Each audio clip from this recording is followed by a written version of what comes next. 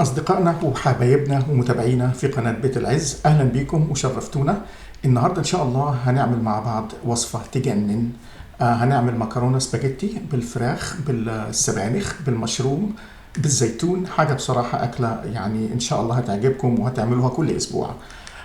بس قبل ما انسى حابب افكركم، يعني اذا عجبتكم الوصفه يا ريت لو تعملوا لنا لايك وتشتركوا في القناه، لان احنا قناه جديده وحابين ان احنا نكبر بيكم وبدعمكم، وان شاء الله بنحاول نحط وصفات جديده جميله تنال اعجابكم. ومن غير ما نطول في المقدمة خلينا ندخل في الموضوع على طول. المكونات بتاعتنا النهاردة معانا أوراق فراخ مخلية من العظم ومن غير جلد، ومعانا 3-4 فصوص توم، ممكن تزود او تقلل براحتك، ومعانا قرن فلفل حار، ومعانا مرق فراخ او لحمة مش هتفرق، حتى ممكن مية لو حبيته، ومعانا زيتون اسود كلاماتا، ومعانا كريمة طبيخ، ومعانا سبانخ، ومعانا شطة وزيت زيتون وملح وفلفل اسود و3-4 معالق دقيق،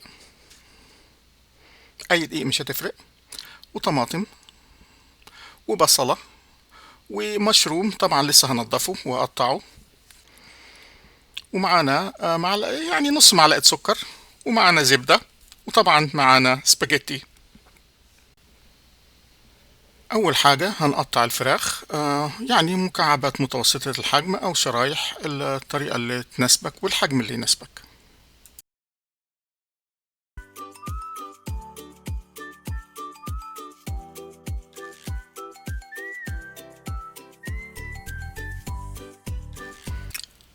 بعد كده هنجيب الدقيق وهنرش عليه رشة ملح ورشة فلفل اسود، وهنقلبهم مع بعض تقليبة حلوة، وبعد كده هناخد الفراخ وهنبتدي نعفرها في الدقيق.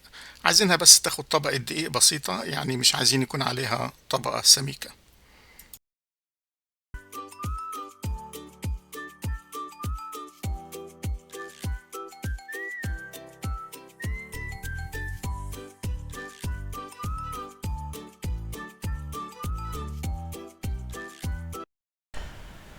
هنحط طاسة على النار ونحط فيها 2 أو 3 زيت زيتون وحتة زبدة، وهستنى لما يسخنوا كويس جدا. قبل ما انزل بالفراخ لازم استنى لما يسخنوا كويس علشان الفراخ تاخد صدمة وتحافظ على العصير اللي فيها وتكون جوسي بدل ما تنزل ميتها وتنشف. ولو كانت كمية الفراخ كبيرة ممكن انزلها على دفعتين او 3 علشان ما نزلش درجة حرارة الزيت والزبدة مرة واحدة، لان ده برضو هيخلي الفراخ تنزل ميتها وتنشف. احنا عاوزين نخليها جوسي.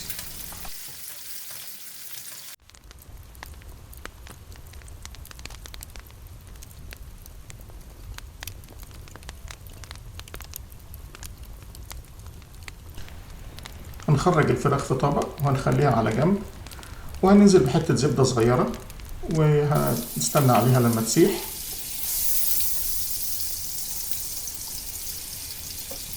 وبعدين هننزل بالبصل ونقلبه لغاية ما يدبل شوية.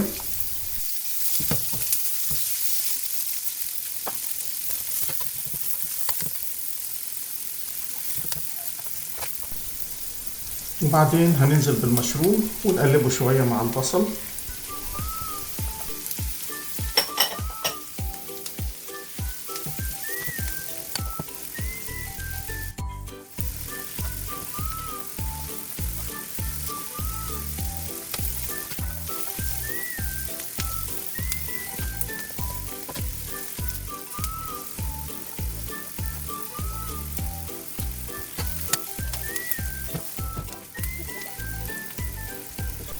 ولما البصل والمشروم يتبالوا شوية هننزل بالثوم اللي قطعناه شرايح صغيرة، وهنقلبه شوية لغاية ما ريحته تطلع. أول ما ريحته تطلع هننزل بالشوربة اللي عندنا.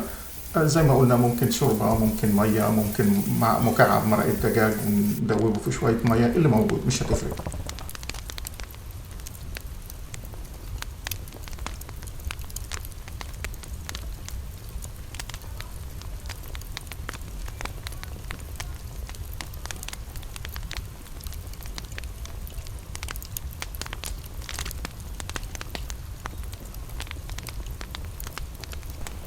بعد ما هنضيف الشوربة هنخليها تغلي دقيقة أو دقيقتين، وبعدين هننزل بالطماطم اللي قطعناها مكعبات صغيرة، يعني حبتين أو 3 حبات طماطم مش كتير.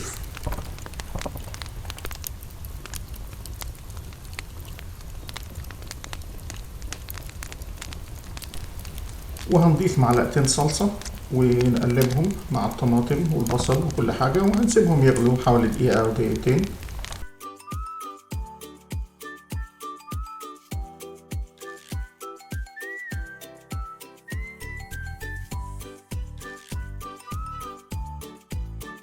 هنرش رشة ملح ورشة فلفل اسود ونص معلقة صغيرة من السكر.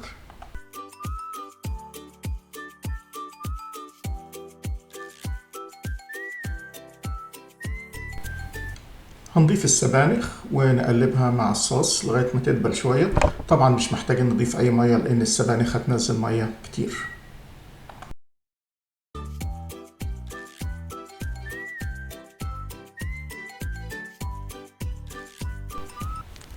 احنا مش عاوزين السبانخ تتطبخ، احنا بس عاوزينها تدبل شوية علشان تحافظ على القيمة الغذائية بتاعتها. وأول ما السبانخ تدبل هنزل بالفراخ اللي حمرناها الأول، وهنقلبها تقليبة حلوة مع الصوص ونسيبها تغلي كمان مثلا دقيقة ولا حاجة.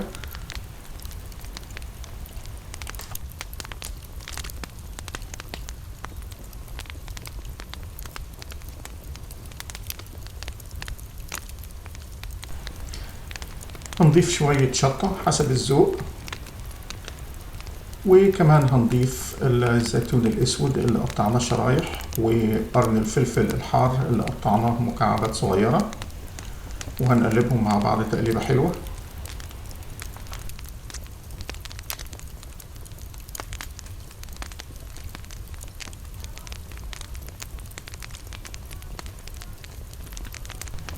وهنوطي النار على الآخر على بال ما نسلق المكرونة. على فكرة الزيتون يعني اختياري، لكن هو بيدي الأكلة دي طعم جميل جدا، بيديها مزازة وبيديها ملوحة بسيطة كده، بيخليها طعمها حلو جدا يعني. فيا ريت لو تجربوها مع الزيتون. كده كل حاجة استوت وبقت تمام. هنضيف عليها شوية الكريمة بتاعت الطبيخ ونقلبها تقليبة حلوة، وكده بقت جاهزة ان احنا نحطها على المكرونة السباجيتي. على فكرة اذا ما كانش عندنا مكرونة سباجيتي ممكن اي نوع مكرونة يمشي، ممكن مكرونة اقلام، ممكن مكرونة مقصوصة، اي نوع من انواع المكرونة بيمشي الحال يعني، مش لازم سباجيتي. وادي الصوص، وشكله بصراحة يتاكل لوحده حتى من غير المكرونة. على فكرة ملحوظة، لو لقيتوا الصوص تخين كتير ممكن تزودوا له معلقتين او 3 من مية السلق بتاعت المكرونة، لان فيها نشا بتدي له قوام حلو. فده اللي حصل معايا، انا لقيت الصوص تخين كتير بصراحة، فضفت له معلقتين 3 من مية السلق بتاعت المكرونة، وزي ما انتم شايفين شكله ما شاء الله. خلينا نجيب طبق المكرونة بقى ونحط عليه الصوص الجميل دوت ونتوكل على الله. وده الشكل النهائي. وزي ما انتم شايفين بصراحة الأكلة شكلها جميل جدا، بس طعمها أجمل، ولو جربتوها هتعجبكم جدا.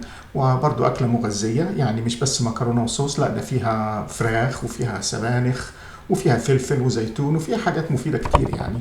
ويعني سهلة في إعدادها، ما بتاخدش وقت كتير، يعني ممكن في ربع ساعة تلت ساعة تكون خلصت الموضوع كله.